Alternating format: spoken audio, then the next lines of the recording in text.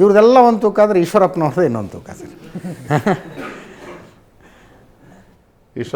Ticket miss ಆಯಿತು ಅಂಥೇಳಿ ಜಗದೀಶ್ ಶೆಟ್ಟರ್ ಅವರು ಬಂಡಾಯ ಎದ್ದು ಕಾಂಗ್ರೆಸ್ಸಿಗೆ ಸೇರ್ಕೊಂಡು ಎಲೆಕ್ಷನ್ನಿಗೆ ನಿಂತು ಅಲ್ಲಿ ಸೋತು ಅಲ್ಲಿ MLC ಆಗಿ ಅಷ್ಟೆಲ್ಲ ಆದಂಥ ಜಗದೀಶ್ ಶೆಟ್ಟರ್ನ ವಾಪಸ್ ಕರ್ಕೊಂಬಂದು MP ಟಿಕೆಟ್ ಕೊಟ್ಟು MP ಮಾಡಿದ್ರು ನಿಮ್ಮ ಪಕ್ಷದವರು. ಈಶ್ವರಪ್ಪನವರು ಮಗನಿಗೊಂದು ಟಿಕೆಟ್ ಕೊಡಿ ಅಂತ ಕೇಳಿದ್ದು ಅಷ್ಟು ದೊಡ್ಡ ತಪ್ಪಾಗ್ಬಿಡ್ತು ಅವ್ರದ್ದು. ಉಚ್ಚಾಟನೆ. ಟಿಕೆಟ್ ಕೇಳಿದ ತಪ್ಪಲ್ಲ. ಲೋಕಸಭಾ ಚುನಾವಣೆಲ್ಲ ಸ್ಪರ್ಧೆ ಮಾಡಿದ್ರು. ಹೌದು, ಸ್ಪರ್ಧೆ ಮಾಡಿದಾಗ ನಿರ್ಧಾರ ಮಾಡಿದ ಕಂಪ್ಯಾರಿಸನ್ ಯಾಕೆ ಕೊಟ್ಟೆ ಹೇಳಿ ನಾನು ಜಗದೀಶ್ ಶೆಟ್ಟರ್ಗೂ ಅವರು ಕಂಪ್ಯಾರಿಸನ್ ಯಾಕೆ ಕೊಟ್ಟೆ ಅಂತ. ಜಗದೀಶ್ ಶೆಟ್ಟರ್ ಹೋದರು ಸರ್, ಕಾಂಗ್ರೆಸ್ಸಿಗೆ ಜಾಯ್ನ್ ಆದರು, ಸ್ಪರ್ಧೆ ಮಾಡಿದ್ರು ತಮ್ಮ ವಿರುದ್ಧ, ಮತ್ತು ನೀವು ಪಕ್ಷಕ್ಕೆ ಕರ್ಕೊಂಬಂದು ಅವ್ರನ್ನ MP ಮಾಡಿದ್ರಿ. ನಮ್ಮ ಕೇಂದ್ರದ ವರಿಷ್ಠರು ಯಾರನ್ನೇ ವಾಪಸ್ BJP ಕರ್ಕೊಂಬರ್ತೇನೆ ಅಂತ ಹೇಳಿದ್ರು ನಾನು ಬೇಡ ಅನ್ನೋದಕ್ಕೆ ಆಗೋದಿಲ್ಲ, ಅದ್ರ ಅವಶ್ಯಕತೆಯೂ ಇಲ್ಲ. ಯಾರೇ ಪಕ್ಷಕ್ಕೆ ವಾಪಸ್ ಬರ್ತಾರೆ ಅಂತ ಹೇಳಿದ್ರೆ ಪಕ್ಷಕ್ಕೆ ಶಕ್ತಿ ಬರ್ತದೆ ಅಂತ ಹೇಳಿದ್ರೆ ಯಾರೇ ಬಂದು ಸೇರಿಸ್ಕೊಳ್ಳಿ ಅಂತ ಹೇಳ್ತಕ್ಕಂಥ ನಾನು ಕೂಡ ಒಬ್ಬ ರಾಜ್ಯಾಧ್ಯಕ್ಷರಾಗಿ ನಿಮ್ಮ ಒಪಿನಿಯನ್ ಕೇಳ್ತಾರಪ್ಪ. ಈಶ್ವರಪ್ಪರನ್ನು ವಾಪಸ್ ಕರ್ಕೊಂಬಂದ್ರೆ ಪಕ್ಷಕ್ಕೆ ಶಕ್ತಿ ಬರುತ್ತಾ ಅಂತ ಕೇಳ್ತಾರೆ. ಅದು ಎಲ್ಲಿ ಯಾರು ಕೇಳ್ತಾರೆ, 4 ಗೋಡೆ ಮಧ್ಯೆ ಒಪಿನಿಯನ್ ಕೊಡ್ತೇನೆ. ನಾನು ಮುಕ್ತವಾಗಿ ಹೇಳ್ತೇನಲ್ಲ, ನಾನೇನು ಯಾರನ್ನೂ ವಿರೋಧ ಮಾಡ್ತಾಯಿಲ್ಲ. ನಾನು ಸ್ವತಃ ಈಶ್ವರಪ್ಪನವ್ರನ್ನ ತಂದೆಯವ್ರ ಡಾಲರ್ಸ್ ಕಾಲೋನಿ ಮನೆಯಲ್ಲೇ ಯಾವಾಗ ಲೋಕಸಭಾ ಚುನಾವಣೆ ಅವರ ಮಗನಿಗೆ ಕೊಡಲ್ಲ ಅಂತ ಆಯಿತು, ನಾನು ದೆಹಲಿನಲ್ಲಿ ಹೇಳಿದೆ, ಆಯಿತು ಮಗನಿಗೆ ಕೊಡೋದಿಲ್ಲ ಅಂತ ಹೇಳಿದ್ರೆ ಈಶ್ವರಪ್ಪನವ್ರಿಗೂ ಕೊಡಿ, ಹಾವೇರಿನಲ್ಲಿ. ಓಕೆ, ಈಶ್ವರಪ್ಪನವ್ರಿಗೂ ಕೊಡಿ, ಖಂಡಿತ ಒಂದು ಸಮಾಜಕ್ಕೆ ಕೊಟ್ಟಂಗೆ ಆಗ್ತದೆ, ಅನುಕೂಲ ಆಗ್ತದೆ.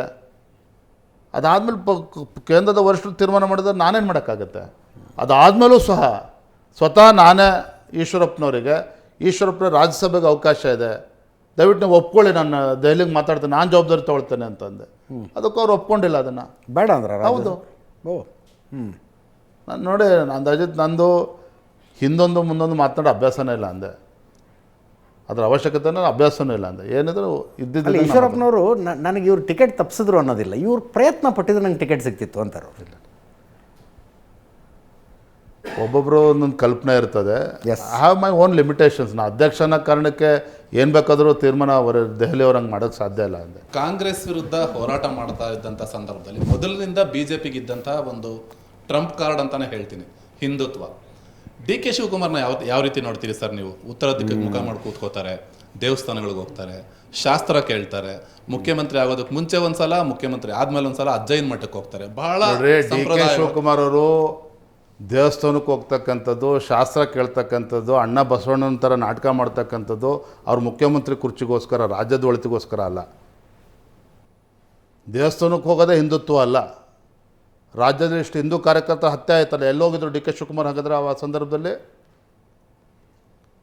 ಇದೇ ಹುಬ್ಬಳ್ಳಿನಲ್ಲಿ ಯಲ್ಲಾಪುರದಲ್ಲಿ ಒಬ್ಬ ದಲಿತ ಮಹಿಳೆ ಬರ್ಬರ ಹತ್ಯೆ ಆಯ್ತಲ್ಲ, ಎಲ್ಲೋಗಿದ್ರು? ಇದೇ ಕೊಪ್ಪಳ ಜಿಲ್ಲೆಯಲ್ಲಿ ಕೊಪ್ಪಳದಲ್ಲಿ ಗವಿಸಿದ್ದಪ್ಪ ಅಂತೇಳಿ ಒಂದು ವಾಲ್ಮೀಕಿ ಸಮಾಜಕ್ಕೆ ಸೇರ್ತಕ್ಕಂಥ ಗವಿಸಿದ್ದಪ್ಪನ ಬರ್ಬರ ಹತ್ಯೆ ಆಯಿತು. ಅವ್ನು ಪ್ರಾಣ ಹೋದ್ಮೇಲೆ ಅವನ ಮೇಲೆ ಪೋಕ್ಸೋ ಕೇಸ್ ಹಾಕಿದ್ದಾರೆ ಇದೇ ಕಾಂಗ್ರೆಸ್ ಸರ್ಕಾರ. ಎಲ್ಲೋಗಿದ್ದು ಇದೇ DK ಶಿವಕುಮಾರ್ ಹಾಗಾದ್ರೆ ಹಿಂದುತ್ವ ಬಗ್ಗೆ ಮಾತಾಡ್ತಕ್ಕಂಥವ್ರು? ಹಿಂದುತ್ವ ಬೇರೆ, ದೇವಸ್ಥಾನಕ್ಕೆ ಹೋಗ್ತಕ್ಕಂಥದ್ದು ಬೇರೆ ಅಂದೆ. ಅವ್ರು ದೇವಸ್ಥಾನಕ್ಕೆ ಹೋಗ್ತಾರೆ, ಜ್ಯೋತಿಷಿಗಳ ಹತ್ರ ಹೋಗ್ತಾರೆ, ಅಲ್ಲಿ ಲಿಂಗು ಹಿಡ್ಕೊಂಡು ಪೂಜೆ ಮಾಡ್ತಾರೆ ಅಂದ ತಕ್ಷಣ ಅದೆಲ್ಲವೂ ಕೂಡ ಹಿಂದುತ್ವ ಅಂತಲ್ಲ. ಸಿದ್ದರಾಮಯ್ಯನವರ ಟೈಮ್ನಲ್ಲಿ ನಿಮಗೆ ವಿರೋಧಿಸೋದಕ್ಕೆ, ಹೋರಾಡೋದಕ್ಕೆ ಅವಕಾಶಗಳು ಸಿಗ್ತಿದ್ವಲ್ಲ.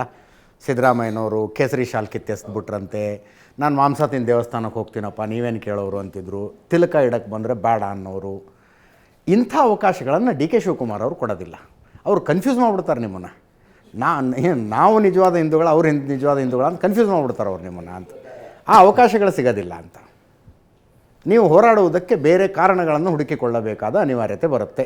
ಈ ಭಯ ನಮಗೂ ಕೂಡ ಇತ್ತು, ಬಹಿರಂಗವಾಗಿ ಹೇಳ್ತೇನೆ. DK ಶಿವಕುಮಾರ್ ಅವರು ಮುಖ್ಯಮಂತ್ರಿ ಆದಮೇಲೆ ಅವ್ರು ಎಷ್ಟು ಬುದ್ಧಿವಂತ ಅಂತೇಳಿದರೆ, ಯಡಿಯೂರಪ್ಪನವ್ರ ಮನೆಗೆ ಬಂದರೆ ಯಡಿಯೂರಪ್ಪನವರು ಕೂಡ ನಮ್ಮನೆ ಅಂತ ಅನ್ನಿಸ್ತದೆ. ಸದಾನಂದ ಗೌಡ್ರ ಮನೆಗೆ ಹೋದರೆ ಸದಾನಂದ ಗೌಡ್ರಿಗೂ ನಮ್ಮವನು ಅಂತ ಅನ್ನಿಸ್ತದೆ. ಪ್ರಧಾನಮಂತ್ರಿಗಳು ಭೇಟಿ ಮಾಡಿದ್ರೆ ಪ್ರಧಾನಮಂತ್ರಿಗಳು ನಮ್ಮವನೇ ಅನಿಸ್ತದೆ. ಅಷ್ಟು ಚಾಲಾಕತನ ಇರ್ತಕ್ಕಂಥ ಒಬ್ಬ ರಾಜಕಾರಣಿ ಕರ್ನಾಟಕ ರಾಜ್ಯದಲ್ಲಿ ಇರ್ತದೆ DK ಶಿವಕುಮಾರ್ ಅವರು. ಆದರೆ ಅವರು ಅನೇಕ ತಪ್ಪುಗಳನ್ನ ಈಗಾಗಲೇ ಮಾಡೋದಕ್ಕೆ ಪ್ರಾರಂಭ ಮಾಡಿದ್ದಾರೆ. ಏರ್ಪೋರ್ಟ್ ವಿಚಾರದಲ್ಲಿರ್ಬೋದು, ಇವತ್ತು ಕನಕಪುರಕ್ಕೆ ತೆಗೆದುಕೊಂಡು ಹೊರಟಿದ್ದಲ್ಲ ಏರ್ಪೋರ್ಟ್ಗೆ, ರಾಜ್ಯದ ಮುಖ್ಯಮಂತ್ರಿಗಳಾಗಿ ಮಾಡ್ತಕ್ಕಂಥ ಘನಕಾರ್ಯ ಅನ್ನೋದು. ರಾಜ್ಯದ ಮುಖ್ಯಮಂತ್ರಿಗಳಾಗಿ ಬಿಡದಿನಲ್ಲಿ ಆಯಿತು, ಅವರೊಂದು ಪ್ರಾಜೆಕ್ಟ್ ಮಾಡ್ಕೊಂಡು ಹೊರಟಿದ್ದಾರೆ, ಮುಂದೇನಾಗುತ್ತೆ ನೋಡೋಣ. ಇವತ್ತು ಏರ್ಪೋರ್ಟ್ ಬಗ್ಗೆ ಕನಕಪುರಕ್ಕೆ ತೆಗೆದುಕೊಂಡು ಹೊರಟಿದ್ದಾರಲ್ಲ, ಏನು ಮಾಡೋದಕ್ಕೆ ಹೊರಟಿದ್ದಾರೆ ಹಾಗಾದರೆ?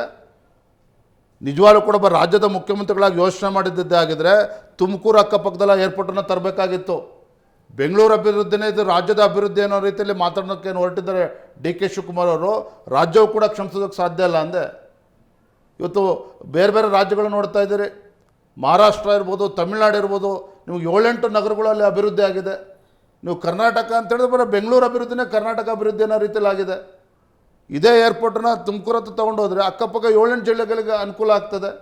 ಈ ರೀತಿ ಯಾವುದನ್ನು ಕೂಡ ಯೋಚನೆ ಮಾಡ್ದೇನೆ ಕೇವಲ ರಿಯಲ್ ಎಸ್ಟೇಟ್ ಆಧಾರಿತವಾಗಿ ಇವತ್ತು ರಾಜ್ಯವನ್ನು ನಡೆಸ್ತೇನೆ ಮುಖ್ಯಮಂತ್ರಿಯಾಗಿ ಅಂತ ಹೇಳಿದ್ರೆ ಯಾರು ಕೂಡ ಒಪ್ಪೋದಕ್ಕೆ ಸಾಧ್ಯ ಇಲ್ಲ ಅಂದೆ.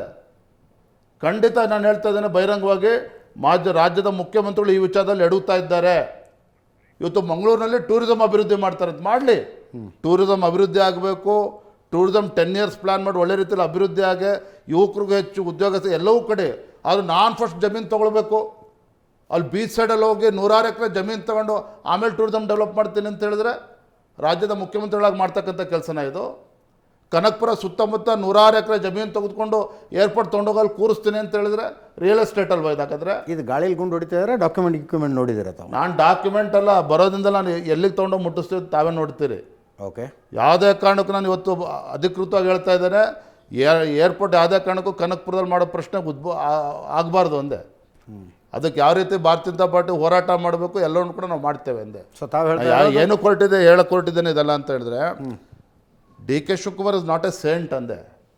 ಅವನೇನು ಬಿಂಬಿಸ್ಕೊಳ್ತಾ ಇದ್ದಾರೆ, ಭ್ರಷ್ಟಾಚಾರಯುತ ಆಡಳಿತನ ಕೊಡ್ತೇವೆ, ಗುಂಡಾಗಳನ್ನು ₹10 ಲಂಚ ತಗೊಳ್ಳೋದಿಲ್ಲ ಅಂದ್ರೆ ಅವರು ಯಾರು ಅಧಿಕಾರಿಗಳಿಗೆ ಹೇಳಿದ ₹10 ಯಾರೋ ಲಂಚ ತಗೋಬಾರ್ದು. ಕಾಂಗ್ರೆಸ್ಸಲ್ಲೇ ನಗ್ತಾ ಇದ್ದಾರೆ ಹೇಳಿಕೆ ಕೇಳಿದ ಮೇಲೆ. ಎಲ್ಲ ಆಗೋದಿಲ್ಲ ರೀ. ನಿಮಗೆಲ್ಲವೂ ಏನೋ ಭಾಳ ಒಪ್ತೇನೆ, ಡಿ ಕೆ ಶಿವಕುಮಾರ್ ಅವ್ರದ್ದೇ ಆದಂಥ ಅನುಭವ ಇದೆ, ಒಬ್ಬ ರಾಜಕಾರಣದಲ್ಲೂ ಕೂಡ ಅವ್ರದ್ದೇ ಆದಂಥ ಅನುಭವ ಇದೆ. ಆದರೆ ಎಲ್ಲ ಅನುಭವ ಹಿರಿತನ ರಿಯಲ್ ಎಸ್ಟೇಟಿಂದ ಹೊರಗೆ ಬರ್ತಾ ಇಲ್ಲ ಅಂದೆ. ಬೆಳಗ್ಗೆ ಎದ್ರೆ ರಿಯಲ್ ಎಸ್ಟೇಟಿಂದನೇ ಪ್ರಾರಂಭ ಮಾಡ್ತಾ ಇದ್ದಾರೆ. ರಾಜ್ಯದ ಒಳಿತಿನ ಬಗ್ಗೆ ಏನು ಮಾತನಾಡ್ತಿಲ್ಲ, ಡೈಲಾಗ್ಗಳು ಹೊಡಿತಾರೆ ಅಷ್ಟೇ. ಸೊ ತಾವು ಹೇಳ್ದು ಸಿದ್ದರಾಮಯ್ಯನವರ ಅವಧಿಯಲ್ಲಿ ಹಿಂದುತ್ವದ ಹೋರಾಟಕ್ಕೆ ಹೆಂಗೆ ಅವಕಾಶಗಳು ಸಿಗ್ತಿದ್ದು, ಬೇರೆ ಬೇರೆ ಅವಕಾಶಗಳು ಡಿ ಕೆ ಶಿವಕುಮಾರ್ ಅವ್ರ ಕಾಲದಲ್ಲಿ ಖಂಡಿತ ಕೊಡ್ತಾರೆ.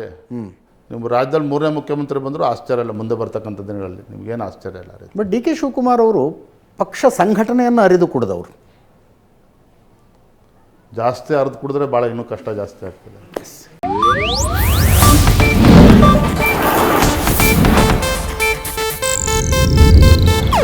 ಇದು ಏಷ್ಯಾನೆಟ್ ನ್ಯೂಸ್ ನೆಟ್ವರ್ಕ್ ಪ್ರಸ್ತುತಿ.